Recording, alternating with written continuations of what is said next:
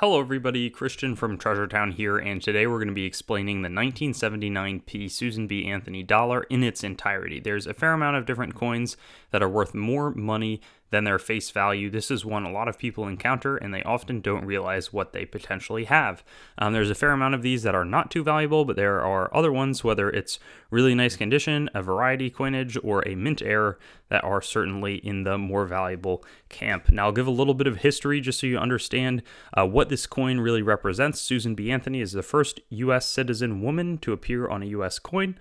She was an abolitionist as well as a women's suffrage activist who led to the 19th Amendment passing in 1920, where women can now vote. The coin itself was actually made after there were some much larger Eisenhower dollars circulating, but they were not that practical, and people wanted something that they could easily carry around with a good amount of face value that could be used in arcade machines, other coin-operated machines like vending machines. There were a lot of different applications people thought, but they ended up not being super popular, and their mintages rapidly declined in the years after 1979. They were brought back in 1999 briefly. They were pretty well struck. 1979p was the most struck of them, but there was what's known as the wide rim, and I'll get onto that in just a moment. But there's tons of these around, so even really nice condition coins can be found relatively easily, and there can be some additional value, but I'll talk about you really have to get super nice coins. In Mint State 67, there's only over 100, just a little bit over 100 certified at PCGS, but they produce these wide rim coins for aesthetic reasons, just to make the coin look better, or that's what they claim they were doing, and it's much closer to the 1 and the 9 compared to a narrow rim. Often it's easier to have 2 or 3 coins right next to each other so that you know, it's not like you have 3 wide rims and you think that they're all narrow. The wide rims are much more challenging to find, but even in AU55, like if it's been circulated a fair amount, it's still worth like $10 or so. And that's compared to the normal ones, which are worth $1. So there are a lot of these that are just worth their spending value of $1 because so many people hoarded them thinking that they would become rare that a lot of them in decent condition are held back and are not rare. Mint State 65, it's a $35 coin. Mint State 67, it's $12.50. Here we have a comparison of the values. On the left, we have the normal. On the right, we have the wide rim pricing. So as you can see, getting up to Mint State 67 is going to make the coins quite expensive. You want to look for hits in the main fields to the sides of her head, as well as the top of her cheek and the top most raised part of her hair.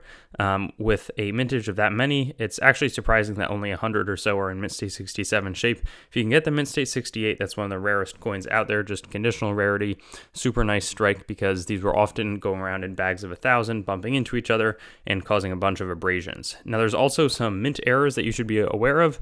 This was struck on a 1978 nickel, overstruck, super rare. It could be the case where somebody wouldn't immediately spot it, but this one might have been done by a mint official. Either way, sold for over $15,000. That's probably the most valuable 1979p Susan B. Anthony known to man. This one was just struck off center, still was $720 in an auction, so that's pretty good. And then this one was struck on a quarter, a little bit less valuable, $14,000. But this just sort of says, this is not a common occurrence, and you're probably not going to find it, especially being plucked out at Mint State 66. Probably somebody realized what they had done immediately after striking it. Whether it's one of these mint errors or potentially a really nice condition coin, or most likely the wide rim, that's where most people are finding better ones, relative to just a $1 coin. There's a lot to look for here, so I hope that you enjoy searching for it, that this was helpful, and that you have some good context just on the history behind Susan B. Anthony and why she ended up appearing as the first woman citizen on a U.S. coin. Thanks for watching the video. I'd encourage you to like the video, comment, and make sure to subscribe to my channel. And I also have Facebook, Instagram, Twitter, and some other social media platforms. You can also go to my main channel website, treasuretownYT.com, to learn more about the channel and sort of stay in contact. I also will eventually host all of these videos on coinsmetalscards.com, which will be both news, marketplace, and coin information. I do have the goal of eventually getting pretty much every U.S. coin, date, mint mark, denomination on the channel with a similar video to the one that you just watched, and that will likely all be hosted there.